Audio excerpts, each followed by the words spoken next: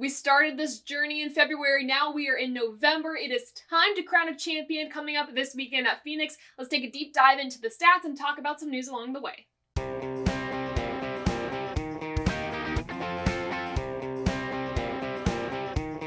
This episode of Above the Yellow Line is delivered to you by Doordash.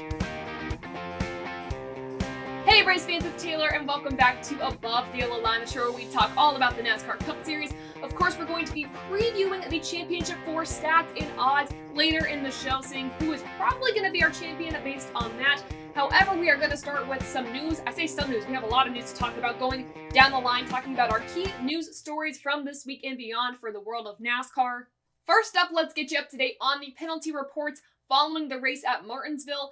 As of right now, there is no news on Austin Hill, if he's gotten a penalty or not for clobbering Myatt Snyder on pit road. I will update you in the comments or in this video if I'm editing and things end up happening. Of course, we'll update you on TobyChristieCom as well. But Steve O'Donnell said that they are taking a look into this as it stepped over a line, is what he said on Sirius XM NASCAR radio. So we'll probably see a penalty, whether it's later today or this week, I'm not sure, but probably a penalty for Austin Hill. So keep updated on that. And as expected, there is no penalty for Ross Chastain with his video game move at the end of the Martinsville race. It fell within the bounds of the NASCAR rulebook. There is also no penalty for Ty Gibbs after he kind of dumped his teammate at Martinsville. I say kind of, he did. He dumped Brandon Jones at Martinsville. However, there is a fine to his crew chief for a loose wheel or lug nut violation following the race. He was fined $5,000, but as for Ty Gibbs, no penalty there. All right, now let's break down some silly season news. Some things I'm going to go through pretty quickly. Some things we're going to dive into. Of course, though, if you're still wondering what the scope of silly season looks like, we have the tracker at TobyChristieCom. But let's start by talking about Jeb Burton. He announced that he will not be returning to Our Motorsports in 2023 to pursue other options. I think this is a good bet. I don't think him and Our Motorsports have gelled well together, so hoping he finds somewhere where he can excel. So that's our hope for Jeb Burton. And then Ryan Vargas announced that he will not be returning to JD Motorsports in 2023, saying he wants to pursue other options, is confident he will land on his feet, and you will see him in a car somewhere next season. He was just on the ATYL live stream talking about his season so far. He's had 2, I believe, top 10 qualifying runs, 1 top 10 finish this season. So pretty decent for what he was able to run, but wants to be somewhere where he can be an asset behind the wheel and on the business side of a team. He's very savvy with social media, is able to bring in great sponsorship that way, and is able to keep really good connections with those partners. So I think wherever he goes, he's going to be a great asset. It's just a matter of if a team is willing to see that or not. So hoping for the best for Ryan Vargas as well, as he is looking to land somewhere in 2023.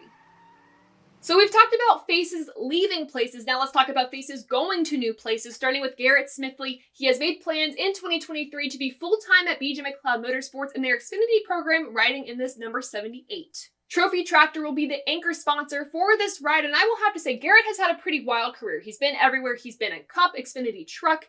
He's been most successful, though, in Xfinity, so having him in a full-time ride at this point in his career, I'm interested to see what he can do. He's actually the first driver I met, so I'm very happy to see him land someplace where I believe he can be successful. I believe that him and BJ McLeod can really lean off of each other. BJ said that it's really impressive what he's seen from Garrett. He just needs a place to really show what he can do. He's a great iRacer as well, so hopefully that can translate into his full-time ride. But Garrett Smithley to the number 78 Xfinity ride in 2023. Another big announcement for the Xfinity Series is that Parker Kligerman is going to be in the number 48 next season full-time for Big Machine Racing. We've seen him more in the Truck Series as of this past year with Henderson Motorsports. He still plans to do some truck rides. He also still plans to do some broadcasting next year for the Cup Series, so he's going to be pretty busy next year if he's going to be doing full-time Xfinity, some truck starts, and also doing broadcasts. He's a man that can do it all. I'm expecting a win from him, especially if we saw Tyler Reddick win in this equipment, the number 48 for Big Machine Racing at Texas Motor Speedway this year. He's kind of set the standard there, so I think Parker Kligerman can hit that standard and exceed it by winning multiple times next season. That's my bold prediction. I also don't know if it's bold because I think maybe it's reasonable for Parker. Not sure, but I'm very excited he landed in a full-time position. It is about time. He is one of the drivers that it's baffled me that he has not been able to have a full-time concrete ride in the past few seasons. It's totally boggled my mind. So I'm very glad he is landing somewhere concrete for 2023 at Big Machine Racing in their number 48. Not necessarily faces to new places, but Bass Pro Shop and Junior Motorsports announced a partnership deal extension. They will be running 11 races with Josh Berry in 2023, and they will be sponsoring one of Dale Jr.'s starts in the Xfinity Series next year. Dale Jr. did announce he will be making 2 starts next season, with Hellman's running one of those. They will also be sponsoring one of Dale Jr.'s late model starts in the number 3, a throwback scheme at Florence Speedway. So that'll be exciting too. Bass Pro Shop has been a great partner of Junior Motorsports. Noah Gragson, most notably, they also are on the Toyota side of things with Martin Truex Jr. So very exciting partnership here. I hope it expands a little bit more in the future. Dale Jr., though, running 2 races next season is also pretty exciting. Maybe we'll see him go to 3 in 2024. Those tracks I do not believe have been announced yet. I would imagine Martinsville would be one of those since he's run that in the past, but maybe he's going to go somewhere different. Maybe we see him at Nashville. Maybe, well, he can't do the All-Star race. That'd be pretty cool, though, if he could run the All-Star race at North Wilkesboro. But Dale Jr., watch out for him making some Xfinity starts next season. Bass Pro Shop's also sponsoring Josh Berry for part of the year. Final down-the-line news topic to talk about is an update from Tyler Reddick. If you remember, 2 weeks ago at Homestead, he had a pretty nasty wreck. Then at Martinsville, he retired early from the race complaining of head pain. He was checked out and released at the Infield Care Center, citing that he passed a neurologic exam. He released a statement, though, this week saying that the next course of action is going to be getting a follow-up exam or a follow-up opinion based on his health situation right now. Reddick wants to make sure he is 100% before going into the car at Phoenix, and I 100% agree. Obviously, the story of, I think, the second half of the season really has been driver health. Kurt Busch, out of the car for the rest of the season because of concussion-like symptoms, had to retire from full-time racing. I don't think necessarily it's fully because of that, but that had a huge factor in his decision to retire from full-time racing. Alex Bowman, out of the car after one of his wrecks due to concussion-like symptoms. He will be back at Phoenix, though, finishing out the season with Greg Ives, as this is his last race as a crew chief before he moves to another role at Hendrick Motorsports. But I would hate to have Tyler Reddick be another driver that is out due to the due to the non-safe nature of these cars. Words are hard. So Tyler Reddick, I'm hoping for the best from him as he gets a second opinion, but obviously if there is any question that he should be in the car or not, I just don't think he should be in the car because I want him to be healthy. So hoping for the best for Tyler Reddick as he looks to get a second opinion about his symptoms. Alrighty, folks, for the final time this season, this is wild. I've done this for like 36 weeks in a row. We are going to be looking at our stats, our track facts and driver stats going into the championship race at Phoenix. We're going to have a lot more stats than we usually do, so bear with me because this could really help you in your fantasy lineup. And if you're making some bets, make sure you listen to this because you'll want to make sure your money is well worth it. So starting off with our track facts. The race length is 312 laps or 312 miles long. The track length is 1.5 miles long. Then the stages are very interesting this race. Stage 1 is 60 laps, stage 2 is 124 laps, and the final stage is 127 laps. They are really making these crew chiefs work for it this time. As for our overall driver stats, the last driver to win at the track was Chase Briscoe. The active driver with the most track wins is Kevin Harvick. Kevin Harvick is also the active driver with the best average finish with an 8.7 average finishing position. Now this is where we get into our championship stats just a little bit. The team with the most track wins is Hendrick Motorsports with 12. And finally, the wins by manufacturer, Chevrolet has 25, Ford has 18, and Toyota has 7. Now let's take a look at the playoff points. I didn't look at these last episode with you all because, to be quite frank, they don't matter that much with the championship 4 because if you win the race, you win the championship no matter your points situation. But this is how they stacked up after the Martinsville race. Joey Logano is technically first in points, Bell second, Chastain third, and Elliott fourth. Logano has 31 playoff points, Bell has 23, Chastain has 21, and Elliott has 46. If we look below that playoff line, if we want to see how the rest of the guys will stack up at the end of the season, Hamlin has a pretty solid lead for 5th in the point standing, so I would say he's clutched it right there. Then Byron, Larson, and Blaney. Those were the 4 that were eliminated after Martinsville, not able to race for a championship this weekend.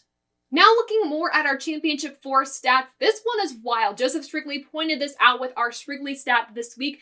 The age of our Championship 4 contenders. Chase Elliott is 26, Christopher Bell is 27, Ross Chastain is 29, and our veteran of the group, Joey Logano, is 32. This is the youngest Championship 4 that NASCAR has seen in the history of the sport in the Cup Series, which is completely wild. And if we're looking at the wins, Elliott has 5 wins, Logano has 4 wins if we are counting the Clash. Bell has 3 wins, and Chastain has 2 wins this season. And if we're looking at our Phoenix Raceway stats, specifically the last driver to win at this track was Chase Elliott on his championship run in 2020. The active driver with the most track wins is Joey Logano with 2, one of those being a championship win. The active driver with the best average finish at the track since 2019 is also Joey Logano with a 6.3 average finishing position. And finally, the active driver with the best average finish at the track out of our championship 4 contenders is Chase Elliott with a 10.7 average finishing position. So if we're looking at recent history at this track, it tends to favor Logano and Elliott. To be fair though, they have more experience at this track in the Cup Series, and this is the Gen 7 car. So things could be totally different than what we expect from these stats here, but looking more into the season as a whole, broadening the stats out a little bit, we gotta talk about our average finishes this season as a whole. Elliott has an average finishing position of 12.03 this season. He also leads in a lot of other stats like quality passes, average running position, average driver rating, and wins. So he leads a lot of stats this season, so that is what is in Chase Elliott's favor.